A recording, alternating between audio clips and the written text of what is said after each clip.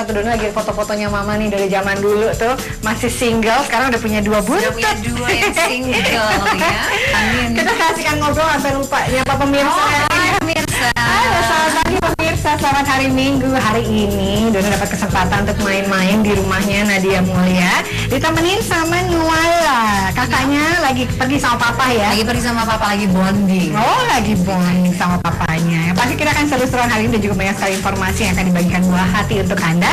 Jadi langsung saja ya kita mulai Buah Hati hari ini.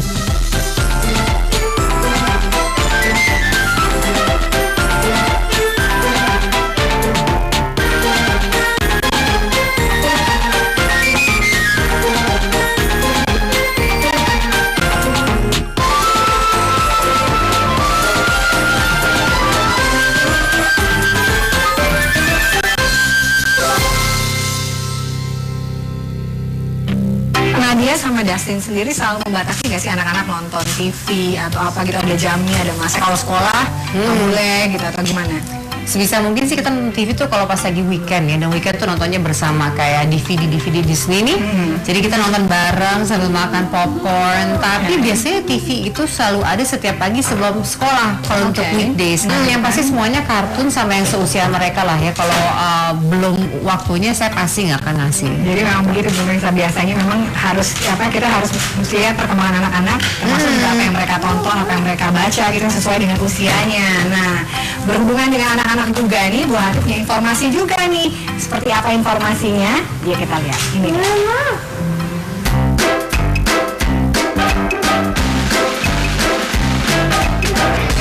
Proses meniru adalah proses anak belajar. Otak anak seperti spons yang begitu kuat menyerap segala hal yang diterimanya. Dan otak mereka berkembang sangat pesat khususnya pada masa keemasan atau golden age, yakni usia 0 sampai 5 tahun. Di usia inilah peran ayah bunda untuk memberikan stimulus sangatlah penting, seperti memberikan contoh sikap, perilaku, dan kata-kata yang baik.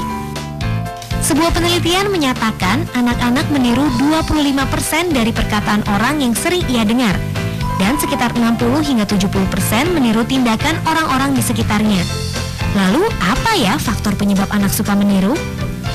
Orang sih sebenarnya dari anak itu sendiri ya, artinya memang anak ini memiliki kebutuhan secara kognitif untuk berkembang, untuk belajar, untuk bisa memahami dunianya, sehingga secara otomatis dia akan melakukan itu. Dan tetapi bergantung lagi kepada lingkungannya, apakah lingkungan itu memberikan hal-hal untuk ditiru secara positif, secara benar, apakah orang tua memfasilitasi anak untuk meniru sesuatu dengan baik. Sharon contoh anak yang gemar meniru. Sejak umur 10 bulan, Sharon sudah menampakkan ketertarikannya pada lingkungan sekitar. Ngombat ya? Imbat sama Kak Kandi ya? Tuh, lihat saja, Sharon yang sekarang berusia 2 tahun 7 bulan ini sudah pandai meniru gaya dan tingkah laku si kakak. Aku putih. Wah, lucu ya. Bahkan Sharon tak mau ketinggalan memakai gadget yang sekarang sedang tren. Meniru kakaknya main ini, kadang-kadang sampai kakaknya tuh bingung, dia bisa ngerubah-ngerubah, terus dia bisa yang saya aja sendiri ya di iPad itu nggak bisa nelpon yang langsung bisa ngelihat face to face gitu ya, saya nggak bisa, dia bisa. Dan lucunya, Sharon juga tak malu menirukan gerak-gerik sang kakak. Seperti ini, lucu ya?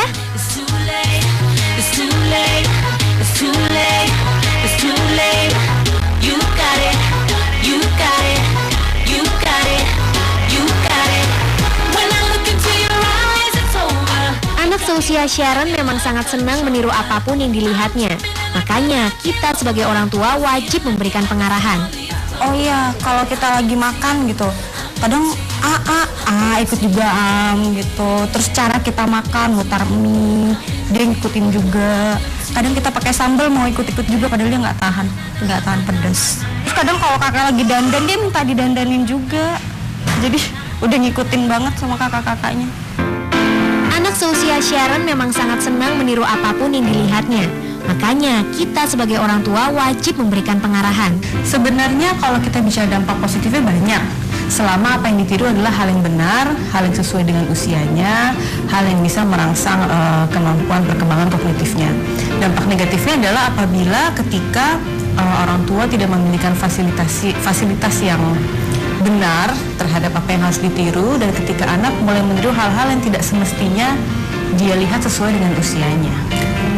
Nah, ada tipsnya nih Bunda agar si kecil tidak menirukan atau mencontoh hal yang buruk. Pertama, Bunda harus memberi contoh sikap dan perilaku yang baik. Awasi si kecil saat menonton TV ya Bunda, karena si kecil sangat mudah meniru apa yang dilihatnya. Bunda dapat memberikan tontonan film kartun yang disukai si kecil, agar ia tak bertingkah seperti orang dewasa yang tidak sesuai dengan usianya. Sediakan waktu luang bersama si kecil untuk bermain bersama, dan ajarkan nilai-nilai positif dengan bahasa yang lembut. Ada baiknya Bunda juga menumbuhkan minat belajar si kecil, dan salah satu cara yang efektif dengan cara bermain. Kalau misalnya memang anak menunjukkan sikapnya mungkin kurang disukai oleh orang tua, lebih baik diberitahu tapi tidak dimarahi, sehingga tidak membuat anak memiliki karakter yang cenderung menarik diri dan tidak percaya diri.